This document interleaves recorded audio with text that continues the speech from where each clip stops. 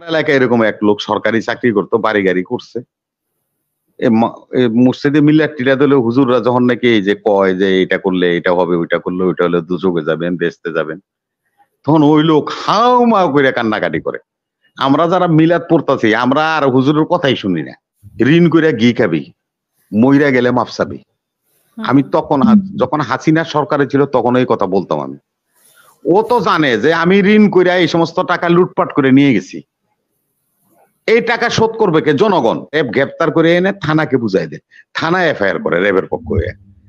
আমরা যদি এগুলি বুঝাও যদি না বুঝার মতো প্রশ্ন করি তাহলে তো এগুলি আমাদের জন্য খুব বেদনাদায়ক। কেউ কাঁদে, কেউ হাসে রিমান্ডে। এটা নিয়ে পত্রিকা জুড়ে আলোচনা হচ্ছে। সেজন্য আমি বলছি আপনাকে, আমাদের দেশে যে বিচার ব্যবস্থা দেখবেন, ওই যে ক্লায়েন্ট হয়তো খুন করছে, উকিল ধরছে, রায় হয়েছে ফাঁসি হয়ে গেছে, উকিল কি বলে, আরে বেটা এই আদালতের ফাঁসি হয়েছে, কি হয়েছে, হাইকোর্ট আছে না, দেখতেছি, অসুবিধা নেই। তার মানে এইভাবে তারা ব্যবসা করে। আনিসুল হক হলো উকিলের পোলা উকিল, ওর বাপের নাম হলো সিরাজুল হক। এই যে মাহমুদ ভাইগো এরশাদের উকিল আছিল, তো এই আনিসুল হকের এই বাবার নাম হলো সিরাজুল হক, তার বাবা উকিল ছিল, সে উকিল ছিল। এরা কি করে জানেন, রিমান্ডে যখন মঞ্জুর হয়ে যায় তখন আসামিরে বইলা দেয় আস্তে করে, এই বেটা তুই বোবার অভিনয় করবি, যা জিগায় তুই কবি ব্যয়, তুই কবি ব্যয়, এইটা শিখাই দেয়। কারণ আনিসুল হক তো উকিল, উকিলের বংশধর, ও তো এই ব্যবসা করে খায়। তো ও নিজে রিমান্ডে যায়, এখন এই ব্যয় ধরছে। তো এখন এই ব্যয় করতে করতে যখন ইন্টারগ্রেশন অফিসাররা বিরক্ত হয়ে যায় তখন ওইটা মারে থাপ্পড়, দুই থাপ্পড় দুই গালে মারলে ওই যে বোবার অভিনয় করছে। আর যে অভিনয় করেন, যদি আপনি আমার মতো কথা বলার স্বাভাবিক লোকন পড়ে যায়, ওই আসামি কয় ওরে মারে ওরে বাবারে। এখন আনিসুল হকরে দুই গালে দুইটা থাপ্পড় দিলে ব্যাগিরি ছুটে যাবে, আসল কথা বাইরে হয়ে যাবে। এখানে জিয়াউল হাসানও তো, উনিও তো হাসছেন। আমি আসি আপনার জিয়াউল হাসানের কথা বলতেছি। উনিও তো আর হাসছেন। হ্যাঁ, কান্নার কথা না, হ্যাঁ কান্নাটার কথা হচ্ছে, কান্না। তো ওই যে আমরা যে মসজিদে বইয়া মিলাদ টিলাদ পড়ি না, হুজুররা কিন্তু মুনাজাত করে। তা আমার এলাকায় এরকম এক লোক সরকারি চাকরি করতো, বাড়ি গাড়ি করছে। মসজিদে মিলাদ টিলাদ হলে হুজুররা যখন নাকি এই যে কয় যে এটা করলে এটা হবে, ওইটা করলে ওইটা হলে দুযোগে যাবেন, বেচতে যাবেন, তখন ওই লোক হাউ মাউ করে কান্নাকাটি করে।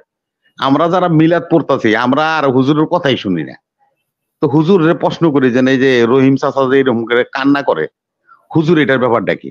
বলে আসলে বাবা বুঝতেছ না, সে জীবনে যে অপরাধ করছে, আমি যে মুনাজাতের মধ্যে এই কথাগুলি কই, ওই অপরাধের কথাগুলি মনে পড়া সে হাউমা করে কান্নাকাটি করে। এ পলক দীপমণিরা এই যে বালু খাইছে, মেঘনা নদী এই বালু কেকো, এই আর হলো পলক, এরা হলো এখন ওই পিছনের কথা মনে পড়তেছে যে আমরা এই অপরাধগুলি কেন করলাম, হাসিনার কথায়, জয়ের কথায়। এখন এই জন্যই তারা অনুশোচনা হচ্ছে, আর কাঠগড়ায় দাঁড়ায় দাঁড়ায় বা রিমান্ডে তারা কান্নাকাটি করতেছে। আর জিয়াউল হাসান এই নামটাই আনতে আমার আপা খুব বিরক্তকর লাগে। আমরা বলছি মিডিয়াতে, জানেন আমার এই নারায়ণগঞ্জ এই জেলা 7 মার্ডার, এটা অত্যন্ত বিখ্যাত বিষয়, আপনারা জানেন। 7 খুন হয়েছিল। তখন র্যাবের অফিসার ছিল হলো লেফটেন্যান্ট কর্নেল এই বদমাইশ খুনি জিয়াউল হাসান। কারণ হলো অপারেশন অফিসারের অনুমোদন ছাড়া কোন বাহিনী, তাদের যে ইউনিট গুলি আছে, মনে করেন যে 1 থেকে 11 বা 12 পর্যন্ত, আমাদের এখানে 11 হেডকোয়ার্টার, তাদের যারা নাকি কমান্ডিং অফিসার লেফটেন্যান্ট কর্নেল, তারা কেউই অপারেশনে যেতে পারে না। সেটা জেনে নাকি তার মানে হলো অপারেশনের জন্য যে যার উপরে দায়িত্ব ডাইরেক্টর, তার ওই ডাইরেক্টরের ওই ফাইলে সই করতে হয়। এই জিয়াউল হাসান কি বললো না বললো এটা কোনো বিষয় না, তো ম্যাটার করে না, তো হাসলো কি কাঁদলো। কারণ 7 মার্ডারের যে ফাইলটা তার কাছে গেছিল এবং সে যে অনুমোদন দিয়েছে তার তো স্বাক্ষর আছে ওখানে, এটা তো সে মুছে দিতে পারবে না। অতএব সে হাসলো না কাঁদলো এটা আমার দেখার বিষয় না। তো লাকসামের এই মোহাম্মদপুরের বাড়ির পাশে লাকসামের যে আমাদের এমপি ছিল হিরু ভাই, গুম হয়ে গেছে, ইলিয়াস আলী গুম হয়ে গেছে, চৌধুরী আলম গুম হয়ে গেছে। এই ফাইল কিন্তু আপনার সই করছে কে? জিয়াউল হাসান, এই লেফটেন্যান্ট কর্নেল জিয়াউল হাসান। এবং কক্সবাজারে যে কাউন্সিলরটা মারা গেছিল, তার যে এই ক্রস করতে হলে ফাইল অনুমোদনের জন্য পাঠাইতে হয় হেডকোয়ার্টার র্যাবের, এবং এখান থেকে অনুমোদন হওয়ার পরেই কিন্তু তারা ক্রস করতে পারে, তাছাড়া ক্রস করতে পারে না। এটা কি যাতা ব্যাপার নাকি যারা তারা আপনি যেখানে সেখানে মেরে ফেলবেন? এই আদেশ তো মনে করেন র্যাবের সোলজারদেরকে বা কর্নেলদেরকে দেওয়া হয় না, কমান্ডারদেরকে দেওয়া হয় না, এটা অনুমোদন নিতে হয়। এই ফাইলগুলিতে কে অনুমোদন করেছে, কে স্বাক্ষর করেছে? এই বেনজির। এই বেনজির র্যাবের ডিজি ছিল, এই তার আন্ডারে ডাইরেক্টর ছিল এই জিয়াউল হাসান। এই যে আজকে একজনকে আপনার ধরছে নৌবাহিনীর কি জানি নাম, সে কিন্তু র্যাবের আপনার মুখপাত্র ছিল। হ্যাঁ, এই উইং এ উনি দায়িত্ব পালন করতেন। আজকে যাকে গ্রেপ্তার করা হয়েছে নৌবাহিনীর অফিসার, নৌবাহিনীর প্রধান ছিল। এও তখন এই র্যাবে ছিলেন, ডাইরেক্টর ছিলেন। তা অতএব আমি একটা কথা বলি, এটা তো অফিসিয়াল জব, অফিসিয়ালি কাজ হয়। এই নথিপত্র যত রকমই সরাইতে চেষ্টা করেন তা সরানো যায় না, এগুলো কোনো না কোনো ভাবে থাকে রেকর্ডের রুমে। এবং রেকর্ডে আছে এই জিয়াউল হাসান র্যাবের, হ্যাঁ জিয়াউল হাসান এই র্যাবের যখন নাকি আহসান, আচ্ছা যাক, জিয়াউল হাসান ওর নামও মনে থাকে না, না শেষ করি আমি। এখন এই যে লোক, সেই লোককে যে কর্মকাণ্ড করেছে, আপনি মনে করেন এই জেনারেল আজিজের ভাইরা ইসরায়েল থেকে যে আড়ি পাতার যন্ত্র কিনছিল, এই যন্ত্র কিন্তু তার বাসায় স্থাপিত হয়েছিল। এবং এই জিয়াউল হাসানের বাসা থেকে সমস্ত কল রেকর্ড করা হতো, আপনারটা আমারটা সবাইটা, যেটা প্রয়োজন মনে করতো সেটা তারা ৭১ দিয়ে দিত, সময় টিভি দিয়ে দিত, প্রচার করত। এইভাবে মানুষের চরিত্র হরণ করত। এবং সারা দেশব্যাপী তারা এই নেটওয়ার্কের মাধ্যমে এর সাম্রাজ্য চালিয়েছে এই জিয়াউল হাসান এবং তার সঙ্গী সাথীরা।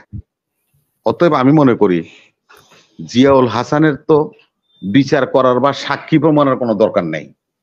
জিয়াউল হাসানরে যে রেকর্ড আছে, রেকর্ড দেখে ওরে ফায়ারিং স্কোয়াডে দেওয়া উচিত, তাহলে জনগণ শান্তি পাবে। এবং যারা নাকি প্রাণ হারিয়েছে তার কলমের খোঁচায়, সে সমস্ত পরিবারগুলি অন্ততপক্ষে বিচার পাইলে বলে মনে করতে পারে। তার জন্য দীর্ঘ সময় বিচার কার্য চালানোর দরকার নেই। তার লিখিত আদেশ যেগুলি নাকি সে দিছে এই ঘটনাগুলি ঘটানোর জন্য, ওই আদেশের উপরই তার ফাঁসি দিয়ে দিতে পারবেন, তাকে ফায়ারিং স্কোয়াডে মেরে ফেলতে পারবেন, কোনো অসুবিধা। ৯০ লক্ষ কোটি টাকা, ৮৯ লক্ষ কোটি টাকা ঋণের দায়গ্রস্ত আমরা। এই জাতিকে উনি ঋণগ্রস্ত করে গিয়েছেন। আমি আপনার টকশোতে বা অন্যান্য টকশোতে আমি বারবার বলছি, এগুলি আওয়ামী লীগ এলাদের বলতাম আমি, যে আমার এক চাচা ছিল, সে গল্প করে বলতো যে বেটা বাকিতে হাতি কিনবি, ঋণ করে ঘি খাবি, মইরা গেলে মাপসাবি। আমি তখন যখন হাসিনা সরকারে ছিল তখন এই কথা বলতাম আমি। ও তো জানে যে আমি ঋণ করে এই সমস্ত টাকা লুটপাট করে নিয়ে গেছি, এই টাকা শোধ করবে কে? জনগণ। আজকে আপনাকে একটা উদাহরণ দিই, দেখেন ফুটেজ।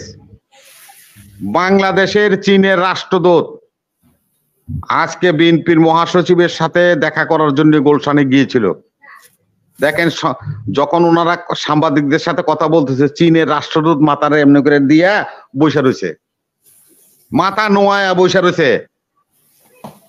এই হাসিনাকে অবৈধভাবে হাজার হাজার কোটি টাকা, হ্যাঁ হ্যাঁ, এইটা ফাইল অনুমোদন লাগে আপা, আমি যা বলছি না, আমি এইটা কোথাও আপনি এটাকে ডিসমিস করে দিতে পারবেন না তো, ইচ্ছা করলেও পারবেন না তো। এই হত্যাকাণ্ড করতে হলে, ক্রস করতে হলে আপনার অনুমোদন লাগবে, নাইলে বাহিনীগুলি করবে না তো। এটা হলো আমাদের বাহিনীগুলিতে র্যাব যে গঠন করা হয়েছে, র্যাবের জন্য একটা আইন করা হয়েছে না? পুলিশের জন্য যেরকম একটা আইন আছে, ক্লজ আছে, র্যাবের জন্য র্যাব কি কি করতে পারবে সেটা লেখা আছে। এবং র্যাবের অনুমোদন ছাড়া কোন ইউনিট কাউকে গ্রেপ্তারও করতে পারবে না, তাকে হত্যা দূর করতে গ্রেপ্তারও করতে পারবে না। হ্যাঁ, এটা ঠিক আছে তো, ঠিক আছে, এটাই নিয়ম, এটাই বিধান এবং সেটা করছে। এই জন্যই তো আমি বলছি যে তার জন্য বিচার করার জন্য সাক্ষী প্রমাণের দরকার নেই। যে সে যে কাগজে স্বাক্ষর করছে ওইটাই তো তার সাক্ষী, ওইটার উপরে বিচার করে তাকে শাস্তি দিয়ে দেওয়া যাবে, এটা কোনো অসুবিধার কারণ নেই। জিয়াউল হাসান যে কাজ করছে, আমি তো আপনাকে বললাম যে নারায়ণগঞ্জের ঘটনাই শুধু না, আমাদের যে লাকসামের এমপি হিরু ভাই, আমি বললাম না ইলিয়াস আলী সাহেব, চৌধুরী আলম, এগুলি সবগুলির সাথে জিয়াউল আহসান জড়িত। এই জিয়াউল আহসান জড়িত এবং এই জিয়াউল আহসানের স্বাক্ষর ছাড়া, কারণ হলো উনি হলো ডাইরেক্টর অফ, তার মানে হলো হ্যাঁ তিনি হলো ডাইরেক্টর অফ ছিলেন, তার মানে হলো তিনি তার অপারেশন, উনি হলো ডাইরেক্টর অপারেশন অফ র্যাব, র্যাবের ডাইরেক্টর অপারেশন, তার মানে যত রকম অপারেশন হয়েছে এই জিয়াউল হাসানের স্বাক্ষর ব্যতিরিক কোনো অপারেশন পরিচালনা করার কোনো ইউনিটের ক্ষমতা নেই।